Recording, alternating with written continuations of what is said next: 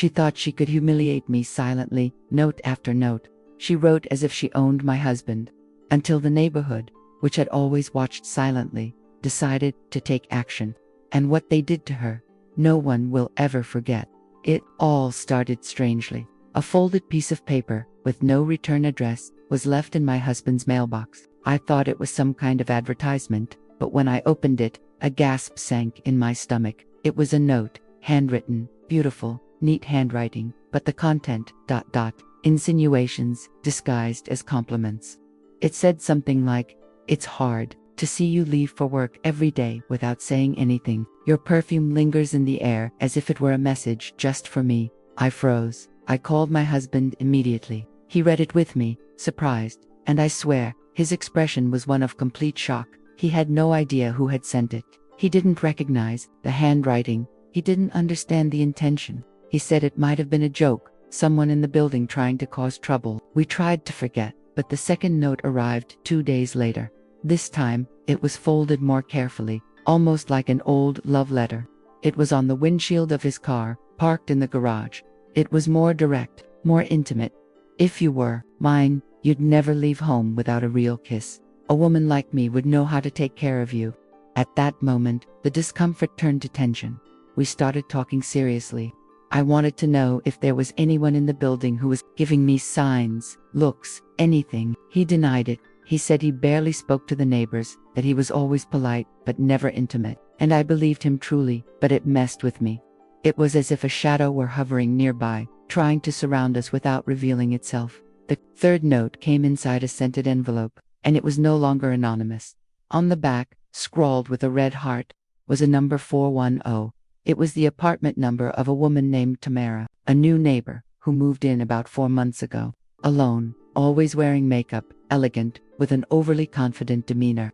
I greeted her out of politeness, but I'd never been close, and my husband never exchanged more than a good morning, with her at least. That's what I believed.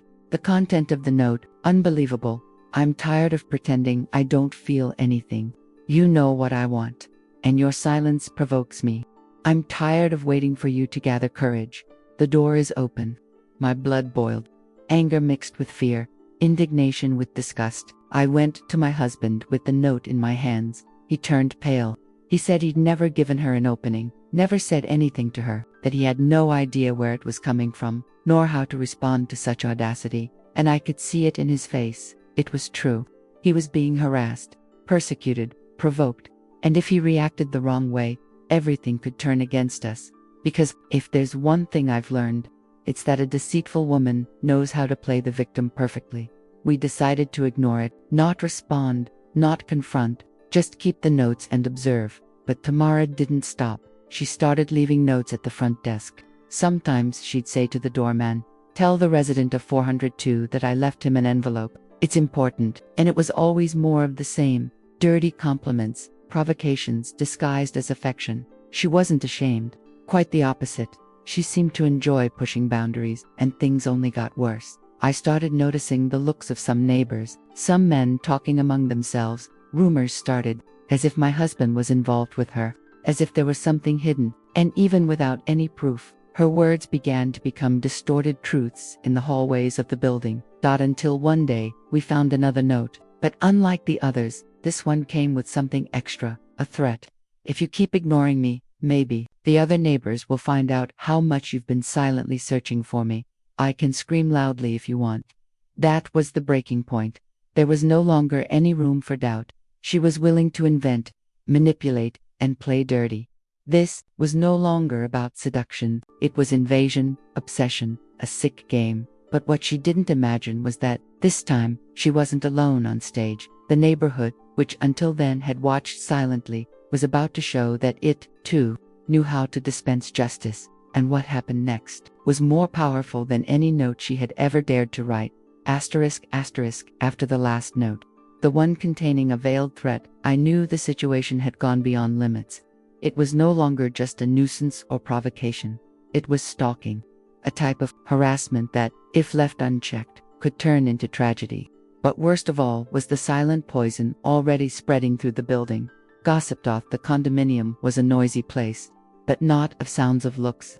Each elevator carried more than residents. It carried assumptions, judgments, distorted versions, and with the notes appearing so frequently, the neighborhood began to construct its own narrative. It didn't matter what was really happening inside my house. What mattered was what seemed to be happening. Some began to believe that my husband was, in fact, involved with the woman from 410. Others said I was aware and pretended not to know. Some thought I was a fool. Others called me complicit. What no one did was ask. They preferred to make things up. One morning, a neighbor from 305, a lady who always exchanged recipes with me in the elevator, stopped me at the entrance and, with a tone of feigned concern, asked, "Is everything okay, dear? You look so haggard. Is what they're saying true?" I swallowed hard. "What are they saying?" I asked firmly. She looked away. "Oh, these idle chatter. That your husband's been receiving notes, that the girl from 410 has been very talkative. You know." I stood there, feeling my face burn, not from shame but from injustice. How could people turn a victim into an accomplice? How could no one question the absurdity of a woman invading someone else's wedding so boldly? The final straw came when I heard two younger residents whispering in the hallway. "I think he does. No man gets that many notes for nothing. And his wife, she's pretending not to see, right? Or maybe she's just silently accepting it." I couldn't take it anymore. I took a deep breath and stepped into the elevator, ignoring the stares. But inside, something broke. Because the pain of being hurt by someone outside is great, but the pain of being judged by those who should welcome you is devastating. The atmosphere in the building was stifling. My husband started arriving later, visibly tense. He said he no longer felt comfortable even in the garage. Some neighbors looked at him with an air of superiority, as if they knew something. Others smiled, as if they shared a secret. And most revolting, she continued to walk around the building, as if she knew everything. Hairstyled, high heels on a small smile on the corners of her mouth, she'd pass by me and say, "Good afternoon, neighbor," as if nothing were happening.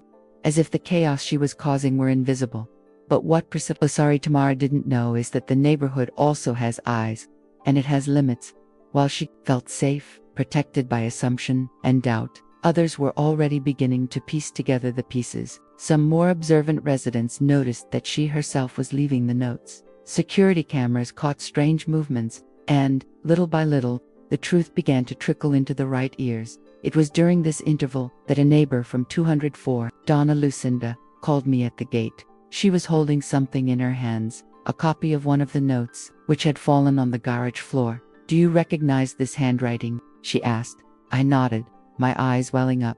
"Yeah, we do too."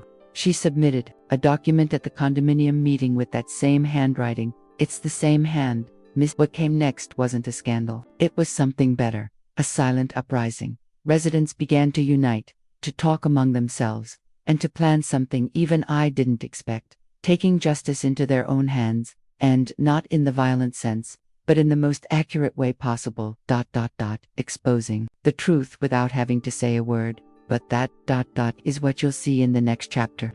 Because when a community tires of lies, it becomes the fairest court there is. What no one expected least of all tomorrow was that the neighborhood, so accustomed to observing in silence, would become her greatest judge. She thought she was in control, that she could write her notes and hurl her provocations with impunity, that all she had to do was maintain her pretty face and sweet voice for everyone to continue believing her version. But she forgot one detail. Lies have an expiration date, and hers expired. The truth began to leak out where she least expected it. Donna Lucinda, the neighbor from 204 who found the note in the garage, took the handwriting to the condominium administrator. There, it was compared with a document signed by Tamara months earlier, change of parking space form. The handwriting was identical. There was no longer any doubt. From that moment on, a silent movement began within the group of residents.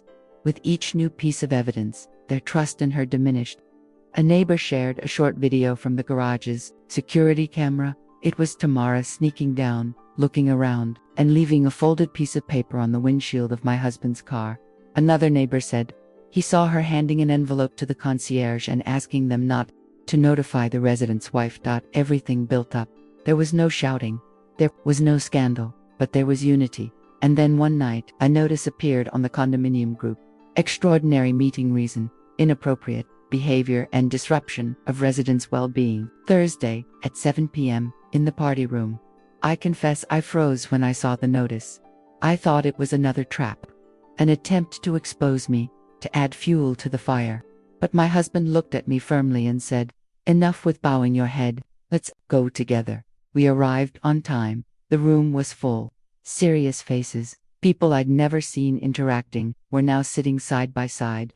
There was something in the air, anticipation. Tamara went in high heels, a tight dress, and strong perfume. She smiled as if nothing were wrong. She greeted a few people, tried to be charming, but no one responded. The silence around her was deafening. The meeting began with the building manager reading a simple meeting minutes, and then, one by one, the evidence was presented. First, the security camera footage, then, the handwriting comparison, and, finally, screenshots of the messages in the concierge group, with her asking to leave the notes quietly. Each piece was a blow to the theater she'd built. At first, she tried to laugh it off. She said it was all a misunderstanding, that it had all been a joke. "Guys, this is getting out of hand. It's just nonsense. I never meant to offend anyone." But no one fell for her charm anymore. A neighbor, who had never spoken before, stood up and said loudly, "Didn't you mean to offend? You destroyed the peace of a married woman, of a couple. You turned the neighborhood against them with sickening notes. This is no joke. This is cowardice." And it was as if the salon had awakened from a collective nightmare. Voices began to rise. People demanding more respect, more responsibility. Others demanding retraction. Tamara lost her composure. Her poise fell. Her makeup no longer supported her arrogance. She tried to respond, but her voice trembled. She tried to leave, but the weight of the stairs held her there. It was as if, finally, she was feeling everything she'd made me feel for weeks. The building manager ended the meeting with a clear note. Measures would be taken. A petition began circulating among residents, asking the administrator to issue a formal warning, and if there was a repeat offense, legal action. But there, in that moment, it wasn't about paperwork, it was about something bigger. The community, tired of venom and disrespect, took justice into its own hands, not with violence, not with revenge, but with unity, with truth, with courage. Tamara left the salon alone, without a glance, without a word of support. That night, the woman who wrote notes, promising power, left in silence to feed by the strength of those she thought she could manipulate, and me. I returned home with my heart at peace for the first time in a long time. But the final chapter was still missing. Because sometimes life reserves one final note, and this one wasn't handwritten, that it was spoken out loud by the person least expected. The meeting was over. The murmurs still echoed in the hallways, as if the entire building breathed a sigh of relief. Tamara, the neighbor from 410, left the room with her shoulders slumped, her head down, and her gaze lost. For the first time, she had no audience, no one to laugh at her insinuations, no one to fuel her games. She was defeated without anyone having to scream. That night, I slept peacefully. For the first time in weeks, I didn't have nightmares, nor did I wake up startled by the sound of the doorman. It was a different silence, not the silence of fear, but the silence of justice served, and that was what I needed to breathe again. The next day, the residents group was busier than usual. Many sent messages of support, praise for the courage of those who spoke, and kind words to my husband and me. Some apologized and truly apologized. Some messages touched me, especially those from people who had previously turned their backs. But the biggest surprise of all was yet to come. About 3 days after the meeting, Tamara tried again, not with a note, not with charm, but with desperation. She showed up at the lobby, saying she wanted to talk. I refused. I told her there was nothing more to say, that forgiveness is something internal and that my healing process didn't depend on her words, but on time and the respect she never had. She insisted. She said she felt ashamed, that she hadn't imagined people would react that way, that she just wanted to play, and that the silence in the building had become a greater punishment than she expected. And maybe it was, because collective contempt is much more painful than a scandal.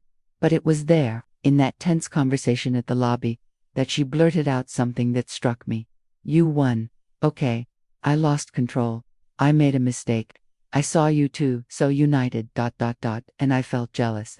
It was a mixture of anger and pity. She didn't want my husband. She wanted what she saw in my security, partnership, true love. She wanted to destroy what she couldn't have, thinking it would lessen her pain. But in the end, all she accomplished was deepening her loneliness. After that, she disappeared for days. She no longer crossed the courtyard. She didn't come down at her usual times. And then, a week later, a commotion in the elevator caught her attention. Tamara was moving. Boxes, suitcases, furniture being removed silently. No warning, no goodbye. She left the same way she'd tried to enter our lives, through the edges, but this time, without a note, only with the consequences. The entire neighborhood watched from the window, silent.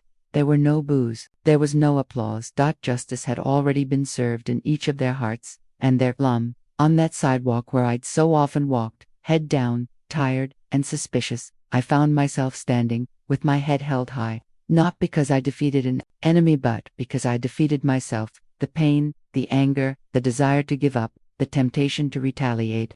I went through it all, and came through whole. My marriage not only survived, it flourished. My husband and I learned to value transparency, mutual support, and protection from outside influences even more. And the neighborhood, it's never been the same. Today, I walk the halls without fear. I greet people with confidence, and I know that what happened was more than just gossip or intrigue. It was a wake-up call, because in every neighborhood, there's someone who observes too much. But there are also those who, when the time is right, rise up to do what's right. Tamara thought she had the upper hand, but she forgot one detail. When lies try to destroy the truth, the one who falls is always the one who started writing with poison. And the notes. I kept them all, not as a reminder of the pain, but as proof that even the dirtiest words become small when the truth finds a voice.